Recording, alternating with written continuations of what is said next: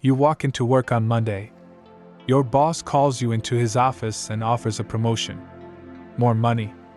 More responsibility. A fancier title. Your colleagues will envy you.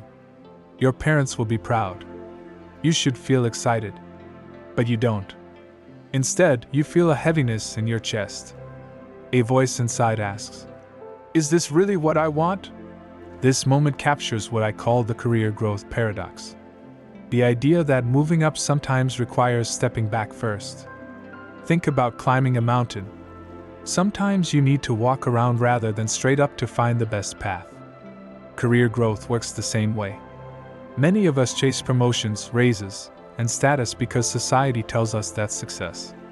We measure our worth by our job titles and salaries. We compare ourselves to friends on LinkedIn and feel the pressure to keep climbing.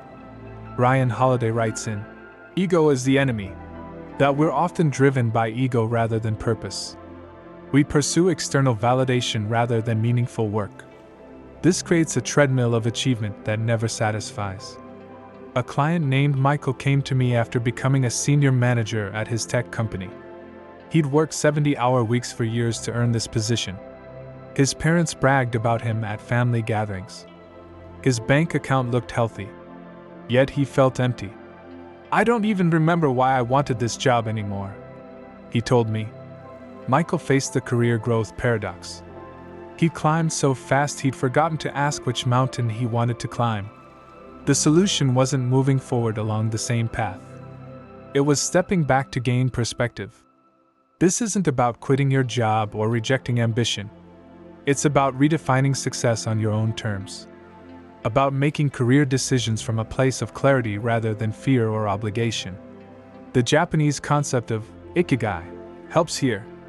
It's the intersection of what you love, what you're good at, what the world needs, and what you can be paid for. Finding your ikigai requires honest self-reflection. Ask yourself, if money and status weren't factors, what work would you choose? When do you lose track of time because you're so engaged? What problems do you genuinely care about solving? These questions feel uncomfortable because they challenge our conditioning. Society rewards external achievement over internal alignment. Our educational system trains us to climb ladders, not to question which walls they lean against. Cal Newport's book, "So Good They Can't Ignore You," offers another perspective. He argues that passion follows mastery, not the other way around. The key is developing rare and valuable skills rather than chasing an elusive dream job. This approach requires patience. You must invest time in becoming excellent before expecting meaningful work. But the skills you build create options. Options create freedom. Freedom lets you design a career based on your values. Consider Sarah, another client who worked as a marketing executive. She earned 6 figures but dreaded Monday mornings. After reflection, she realized she valued creativity and independence more than status. Sarah didn't quit immediately. She took small steps back to gain perspective. She reduced her hours slightly. She started a small side project. She had honest conversations with mentors about her values. Eventually, she moved to a smaller company where she had more creative control. Her title was technically lower. Her salary decreased slightly. But her satisfaction soared because her work aligned with her values. This pattern appears across careers. Bill Gates stepped back from running Microsoft to focus on philanthropy. Brené Brown left a traditional academic path to become a researcher storyteller. Neither moved down, they moved toward alignment. The career growth paradox teaches us that growth isn't always linear. Sometimes you need to move sideways or even backwards to find your true path forward.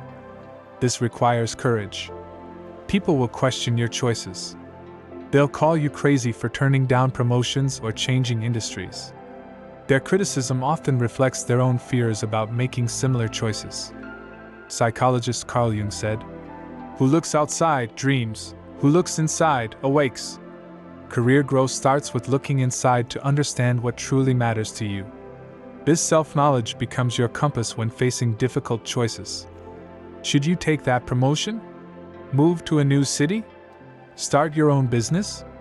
The answer depends not on what impresses others but on what aligns with your values.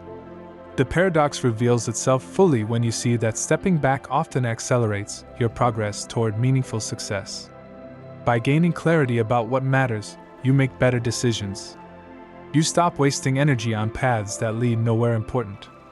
Your career becomes less like climbing a predetermined ladder and more like charting your own course through unknown territory. This journey has detours and occasional backtracking, but each step takes you closer to work that matters. The next time you face a career decision, remember the paradox. Sometimes the best way forward is to step back first. Find your own definition of success. Then pursue it with everything you have.